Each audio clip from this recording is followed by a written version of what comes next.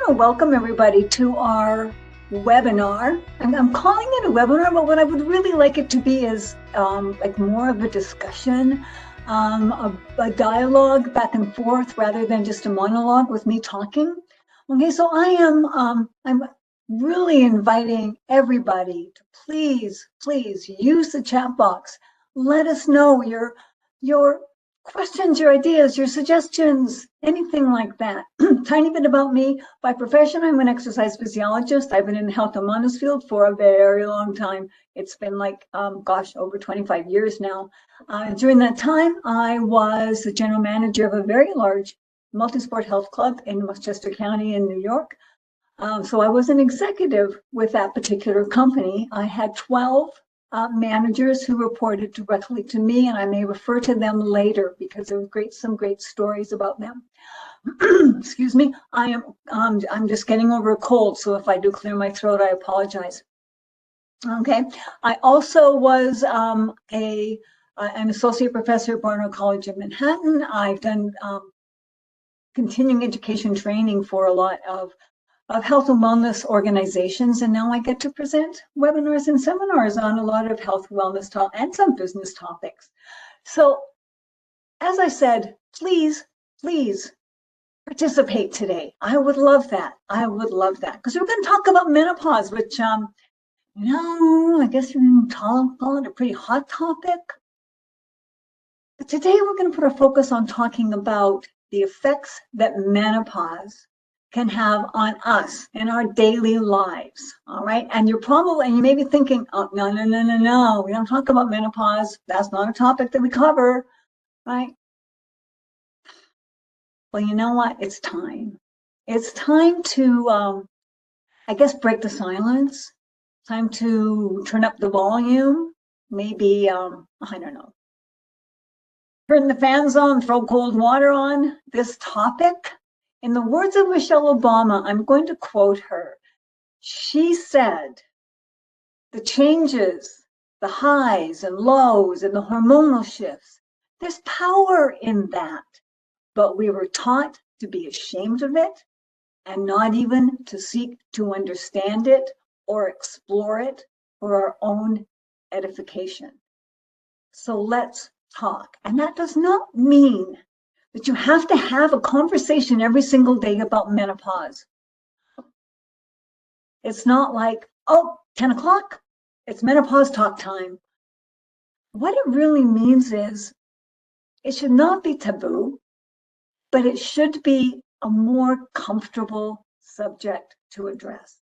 Excuse me. So I'm going to start you off with my night last night.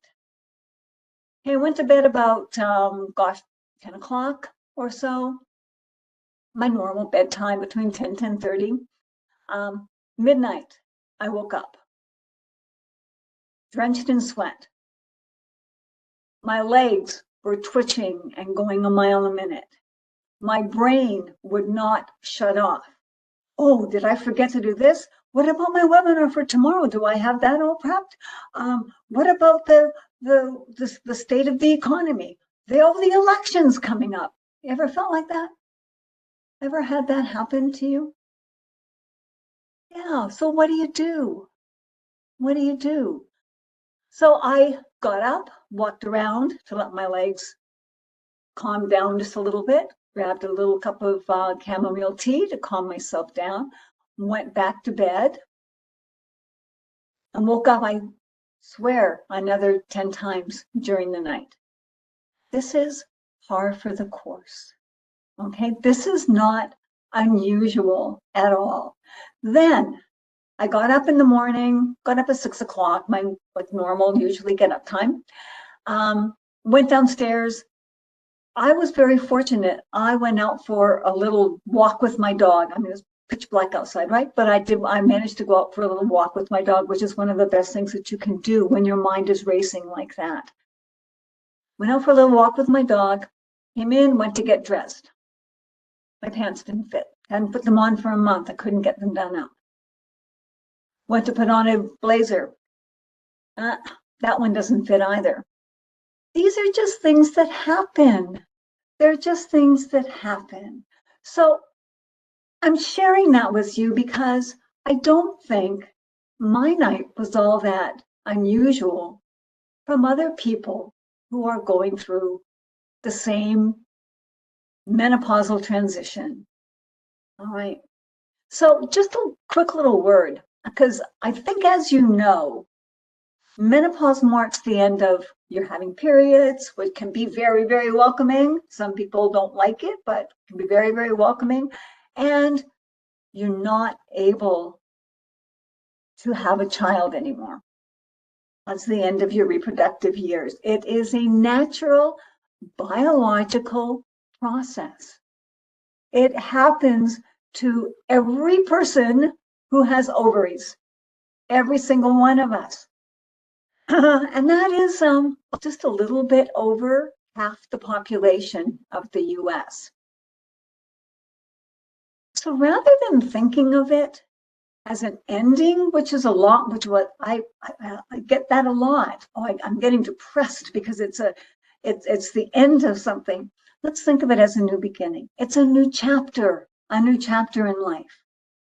And that said, with anything that's new, there's challenging times. It's unpredictable. All right. And there's also the unknown that just kind of, you go, I don't know what's going to go on. I just don't know.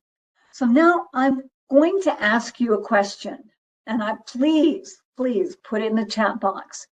When you think of the word menopause, what are the images that come to your mind?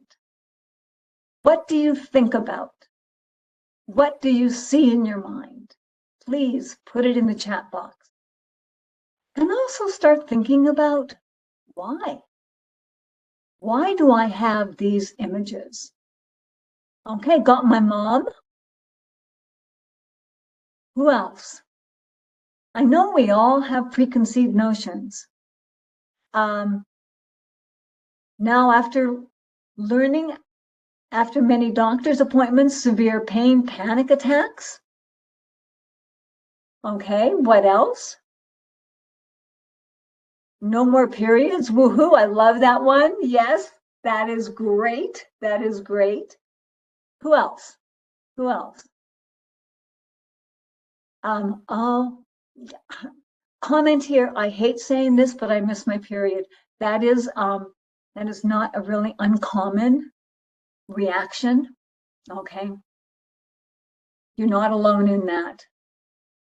And what else? What are the images that come to your mind? I sleep with a thin sheet and my husband is covered by 3 blankets. Exhaustion. Yes. Being tired. Uh-huh. Okay, there are a lot of images that come to our mind. And you know what? What didn't come up here? That is, oh, belly fat. That was one of them that didn't come up. Another one is old, over the hill. Sometimes I get people saying useless. Sometimes I get people saying, I can't stand looking in the mirror. Thinning hair, and that is hard. Absolutely. These are the things that happen, right? So rather than letting them get us down and being very upset about them, let's try to start to embrace these things. Okay. Thinning hair is a hard one. A lot of people lose a lot of hair.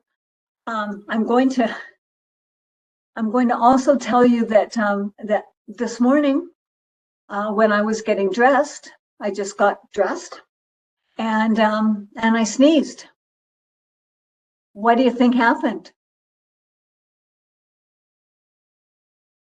I got to change my underwear, right? It's those sneeze peas. That happens. And it just is part of what is normal and natural for what we are biologically meant to be doing. All right. Did you know that there are only human beings and 6 other mammals out of the, I don't know, 200 some odd species of mammals that actually go through menopause, we're very, very privileged, right? So I'm just going to do a quick little clarification here, because menopause itself, I'm using the term menopause. What I'm really referring to is time where your periods start to slow down, estrogen and progesterone start to be less in your body. You know, you're not getting as many of the hormones and everything. But menopause itself is actually a specific point in time, and you can figure it out exactly. All right, it is 12 months after you have not had a period, 12 consecutive months after you had your last period. So what is routinely referred to as going through menopause is actually the menopausal transition or perimenopause, and that can start as many as 10 years before you actually hit menopause, where your periods, where you're not ever going to have another period again. Okay, and do not forget, during perimenopause, during the menopausal transition, you can get pregnant, so you still need to be careful if that is not on your agenda. All right, but today, what we're going to use is as menopause is kind of a general descriptor, because that is the way that most people think about it. Okay, and you know what? Bottom line, menopause is everywhere. Menopause is everywhere. It's in the office, it's with your friends, it's with your family, it's with the person that you deal with in the grocery store. It's everywhere. And you know what?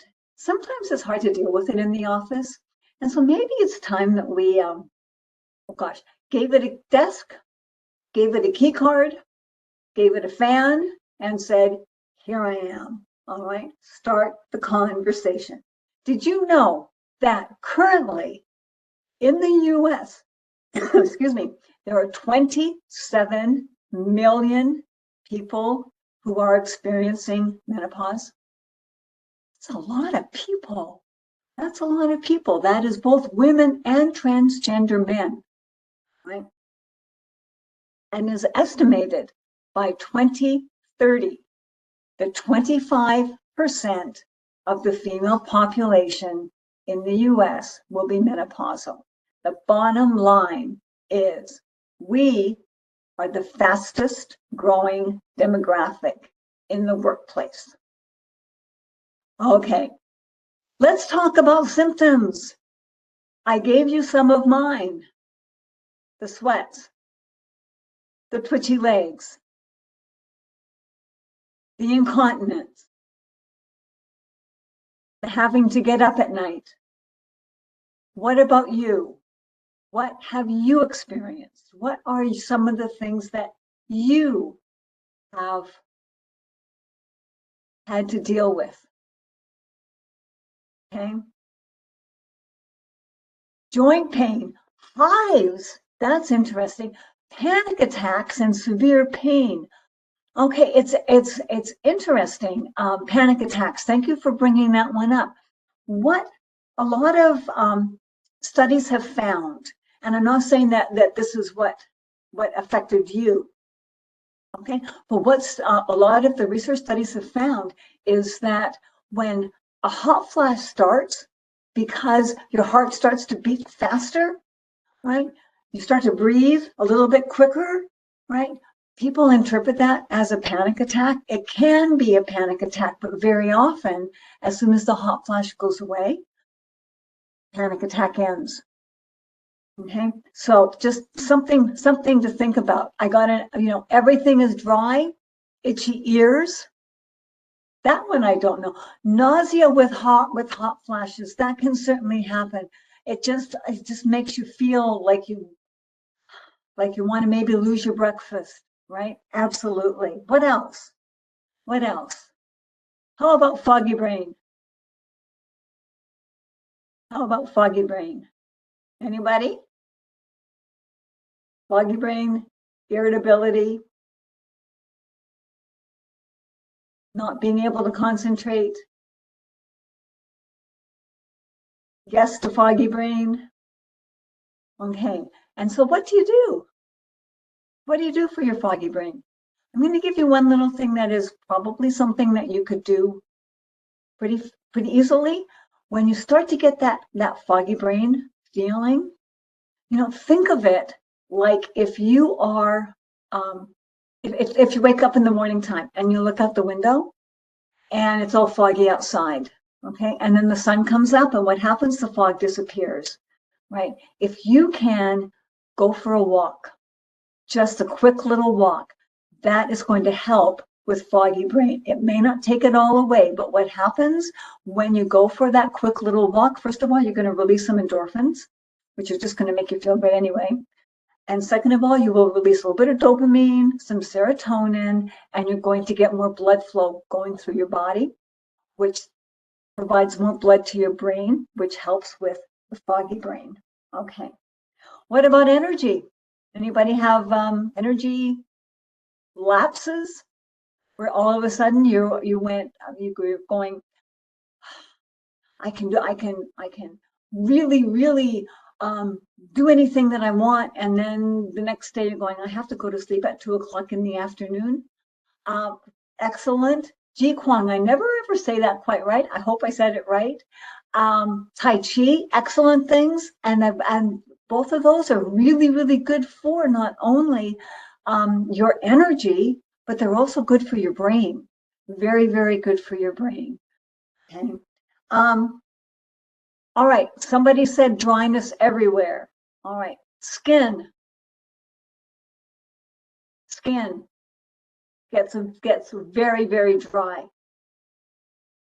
Your mouth can get very dry, and vaginal dryness is another issue. Okay.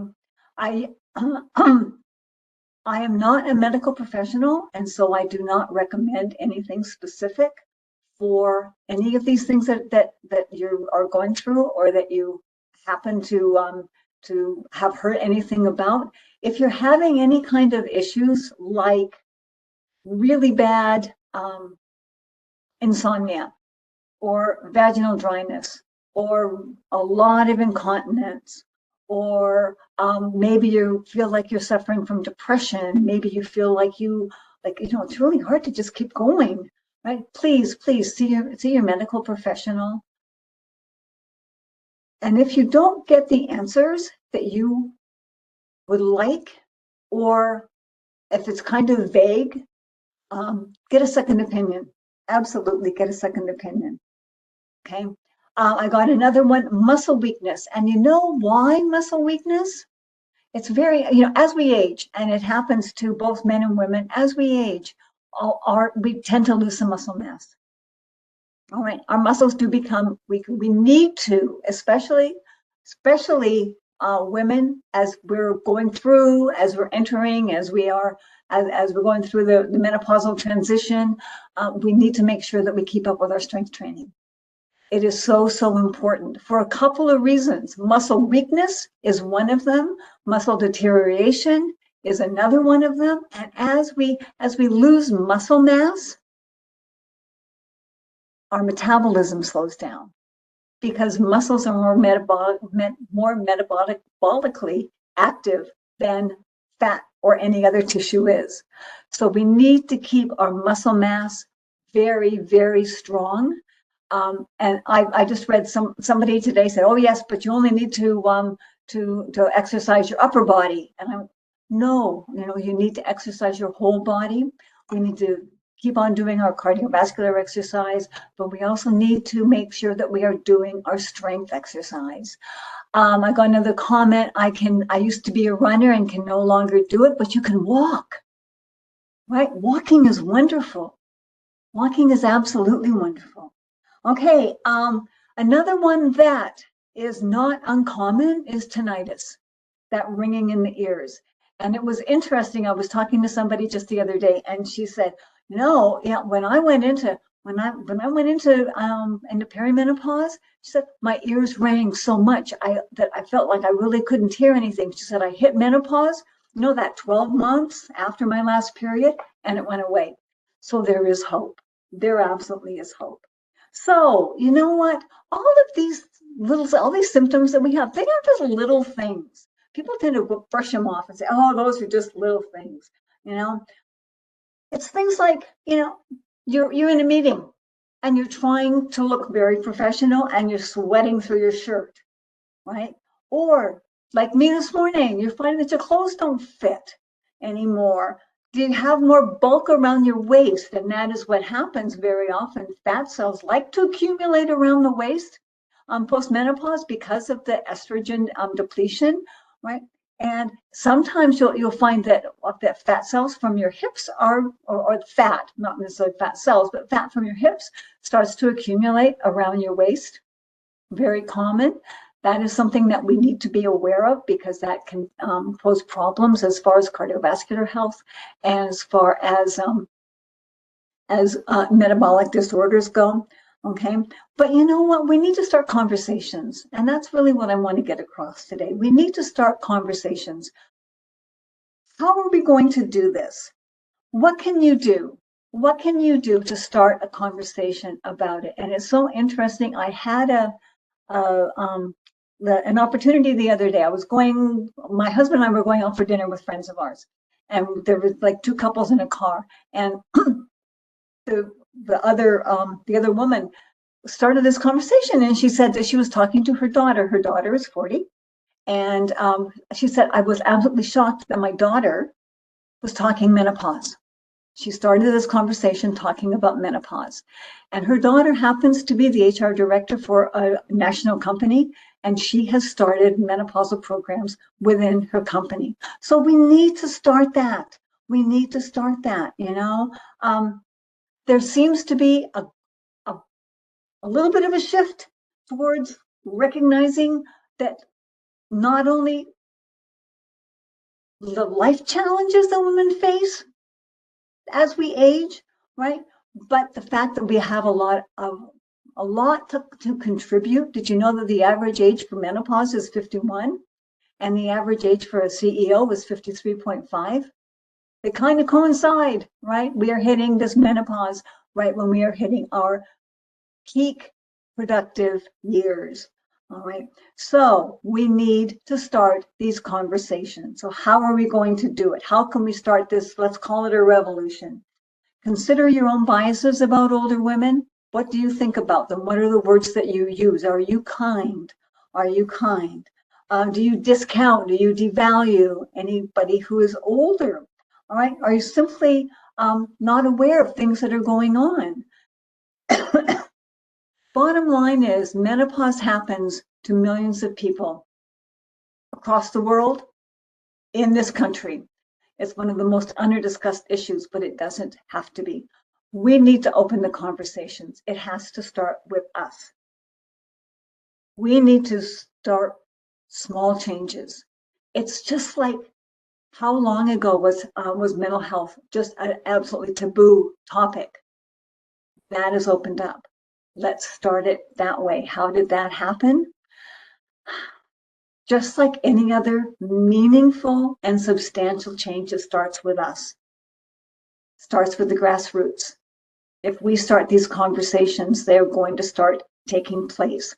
Celebrities have already started this. People like Michelle Obama, Oprah Winfrey, Gwyneth Paltrow, Drew Barrymore, Courtney Cox. A lot of these have started this conversation already. Let's keep it going. Let's keep it going. Maybe you can write letters. Maybe you can make some petitions. Okay, the US government has recently taken some steps to recognize the importance of addressing menopause-related issues. In July of last year, the US Department of Labor held a roundtable, so they started the conversation. Nothing really came of it, but they started the conversation, all right? And the goal of that conversation was to discuss the effect of menopause on specifically workers, women workers, and what steps policymakers can take to help those experiencing menopausal symptoms. Let's keep that conversation going. We can do that. We can do it. Let's turn up the volume, start those conversations, push for new policies. Let's make it not just productive, but compassionate. and inclusive. Right? At the end of the day, we all deserve to feel supported, whether we are sweating through a hot flash or not.